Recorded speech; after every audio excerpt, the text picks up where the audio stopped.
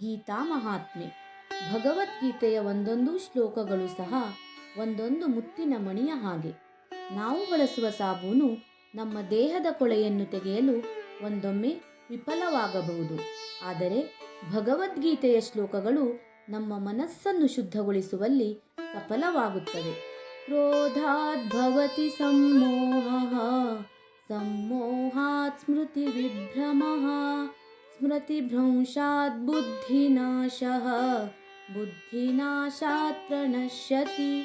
ಈ ಶ್ಲೋಕವನ್ನು ಸರಿಯಾಗಿ ಅರ್ಥೈಸಿಕೊಂಡರೆ ನಮ್ಮ ಜೀವನ ರಥವು ಸರಿಯಾದ ದಿಕ್ಕಿನಲ್ಲಿ ಸಾಗುವುದಲ್ಲದೆ ರಾಕ್ಷಸ ಗುಣಗಳಿಂದ ಮುಕ್ತರನ್ನಾಗಿಸಿ ನಮ್ಮನ್ನು ಮನುಷ್ಯರನ್ನಾಗಿ ಮಾಡುತ್ತದೆ. ಕಾಮ, ಲೋಭ, ಮೋಹ, ಮದ ಮತ್ಸರ ಇವುಗಳ ಸ್ನೇಹಿತನೇ ಈ ಕ್ರೋಧ.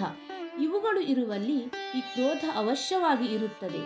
ಈ ಅವಗುಣಗಳಿಂದ ಉಂಟಾದ ಕ್ರೋಧ ಅದು ಎಷ್ಟು ಕೆಟ್ಟದ್ದು ಎಂದರೆ ಅದರಿಂದ ಆಗುವ ಅನಾಹುತಕ್ಕೆ ಎಣೆಯಿಲ್ಲ. ಯಾರಾದರೂ ನಮ್ಮ ಬಗ್ಗೆ ಕೆಟ್ಟ ಮಾತನಾಡಿದರೆ ಕೋಪ, ಇತರರ ಮೇಲೆ ಅಸೂಯೆಯಿಂದ ಕೋಪ, ಹೀಗೆ ಕ್ರೋಧಕ್ಕೆ ಕಾರಣಗಳು ಹಲವು. ಎಲ್ಲರಿಗೂ ಎಲ್ಲವನ್ನು ದಯಪಾಲಿಸುವವನು ಭಗವಂತ, ಕಿತ್ತುಕೊಳ್ಳುವವನೂ ಅವನೇ ಎಂದು ನಾವು ಭಾವಿಸಿದರೆ ಅಲ್ಲಿ ಕ್ರೋಧ ಬರುವುದೇ ಇಲ್ಲ. ಮನುಷ್ಯರ ಅತಿ ದೊಡ್ಡ ಹಾಗೂ ಶಕ್ತಿಶಾಲಿ ಆಯುಧವೆಂದರೆ ಅದು ಮನಸ್ಸು ಹಾಗೂ ನಮ್ಮ ಯೋಚನೆ.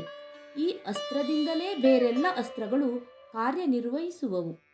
ಕೆಟ್ಟ ಯೋಚನೆಗಳಿಂದ ಆವೃತವಾಗುವ ಮೇಲಿನ ಎಲ್ಲ ಅವಗುಣಗಳಿಂದ ಇನ್ನೊಬ್ಬರ ನಾಶಕ್ಕೆ ಕಾರಣವಾಗುವ ಈ ಶಸ್ತ್ರಗಳನ್ನು ದೂರವಿರಿಸಿ ತಾಳ್ಮೆ ಎಂಬ ಆಯುಧವನ್ನು ಮನಸ್ಸಿನಲ್ಲಿ ಕಾವಲುಗಾರನಾಗಿ ನಿಲ್ಲಿಸುವ ಅವಶ್ಯಕತೆ ನಮಗಿದೆ. ಕೋಪದ ವಿರುದ್ಧ ಪದವೇ ತಾಳ್ಮೆ. ಈ ತಾಳ್ಮೆ ನಮಗೆ ಮಿತ್ರನಾದರೆ ಅದರಿಂದ ನಮಗೆಂದೂ ಕೆಟ್ಟದಾಗುವುದಿಲ್ಲ. ನಿತ್ಯ ಯೋಗ, ಪ್ರಾಣಾಯಾಮ, ಧ್ಯಾನ ಮಾಡುವುದರಿಂದ ಕ್ರೋಧ ಕಡಿಮೆಯಾಗುವುದು. ಆಧ್ಯಾತ್ಮಿಕ ಪುಸ್ತಕಗಳನ್ನು ಓದುವುದರಿಂದ ತಾಳ್ಮೆ ಬರುತ್ತದೆ. ಹಾಗಾಗಿ ಎಲ್ಲರೂ ಭಗವದ್ಗೀತೆ, ರಾಮಾಯಣ, ಮಹಾಭಾರತ ಓದೋಣ. ಮನದಲ್ಲಿ ಶಾಂತಿಯನ್ನು ಪಡೆಯೋಣ. ಹರಿ ಓಂ.